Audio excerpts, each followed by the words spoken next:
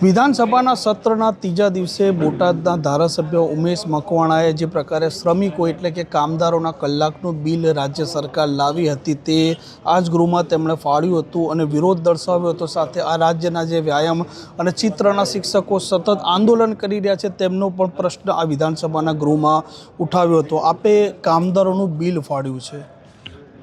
ચોક્કસપણે આજે માનનીય મંત્રી દ્વારા આજે કામદારોનું જે 8 કલાકની જગ્યાએ 12 કલાકનું જે બિલ લાવ્યા હતા એનો મેં વિધાનસભા ગૃહની અંદર આ બિલનો વિરોધ કર્યો છે અને વિધાનસભા ગૃહની અંદર જ આ મેં બિલ ફાડી નાખવામાં આવ્યું છે। તમે જોઈ શકો છો એ એટલા માટે કે તમે જોયું છે કે ભાઈ આ જે બિલ છે એ ખરેખર કાળો કાયદો છે કે ખરેખર કોઈ પણ વ્યક્તિ હોય તો એને જીવન જીવવા માટે 8 થી 9 કલાક એને નીંદર લેવી પડે એ વિજ્ઞાને પણ કીધું છે।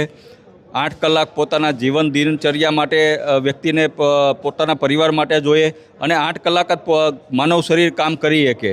એની જગ્યાએ રાજ્ય સરકાર દ્વારા જે આજે બિલ રજૂ કરવામાં આવ્યું કે કોઈપણ શ્રમિક જ્યારે ફેક્ટરીમાં કામ કરવા જશે 8 કલાકની જગ્યાએ એને ફરજિયાત 12 કલાક જ કામ કરવું પડશે અને પાછું એને 12 કલાકનું પાછું એને વળતર નથી મળવાનું। વળતર તો 8 કલાક જે કામ કરે છે એનું જ મળવાનું છે। એટલે આ બિલનો સખત શબ્દમાં મેં વિરોધ કર્યો છે અને આની સીધી અસર જે છે એ મારા પછાત સમાજ ઉપર થવાની છે, કારણ કે હું પણ એક પછાત સમાજમાંથી આવું છું, પછાત સમાજનો ધારાસભ્ય છું, ઓબીસી સમાજમાંથી આવું છું। કારણ કે સૌથી વધુ શ્રમિકો હોય તે મારા પછાત સમાજના છે, ઓબીસી સમાજના છે, એસસી સમાજના છે, એસટી સમાજના છે, કોળી સમાજના છે, ઠાકોર સમાજના છે। એટલે હવે આવનારું આ જે બિલ કાળો કાયદો રાજ્ય સરકાર ભાજપની સરકાર જે લાવી છે એ અમારી માતાઓ બહેનો ઉપર સીધી અસર કરવાની છે। મારી માતાઓ બહેનો 8 કલાક નોકરી કરી ફેક્ટરીમાંથી પહેલાં 8 કલાક નોકરી કરીને ઘરે આવી જતી, હવે એને 12 કલાક નોકરી કરવી પડશે। એના બાળકોનું ભરણપોષણનો પ્રશ્ન ઊભો થશે અને કેવા સંસ્કાર આપશે આ ખૂબ મોટો પ્રશ્ન ઊભો થયો છે। ત્યારે મેં વિધાનસભા ગૃહની અંદર આ બિલ ફાડીને આનો વિરોધ ચોક્કસ નોંધાયો છે। સાથે જે વ્યાયામ અને ચિત્રના શિક્ષકો સતત આંદોલન કરી રહ્યા છે ભરતીને લઈને એ પ્રશ્ન પણ આપે આ ગૃહમાં ઉઠાવ્યો હતો।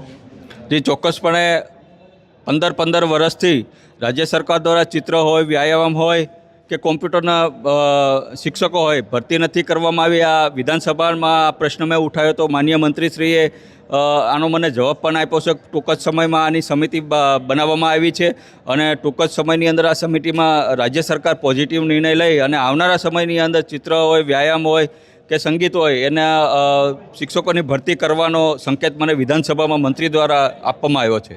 જી જરૂરથી। તો જે પ્રકારે આ વિધાનસભાના સત્રનો આજે ત્રીજો દિવસ હતો અને ત્રીજો દિવસ ક્યાંક ને ક્યાંક તોફાની બન્યો છે તેમ કહો તો પણ અતિશયોક્તિ ન કહેવાય, કેમ કે આ ધારાસભ્યે આ જે બિલ છે શ્રમિકો કામદારોનું તે ફાળ્યું હતું અને તેમનું કહેવું છે કે જે પછાત સમાજના લોકો છે તેઓને આ કામના કલાકો વધવાથી ચોક્કસપણે નુકસાન થશે। જ્યાં સાથે સાથે વ્યાયામ અને ચિત્રના શિક્ષકો પણ જે સતત તેમની ભરતીને લઈને આંદોલન કરી રહ્યા છે તે મામલે પણ તેમણે અવાજ ઉઠાવ્યો હતો અને તેમનું કહેવું છે કે મંત્રી તરફથી સંકેતો મળી રહ્યા છે કે આવનારા દિવસોમાં ભરતી થઈ શકે। કેમેરામેન જયમીન સતવારા સાથે તોફિક ગાંચી, નવજીવન ન્યૂઝ, ગાંધીનગર।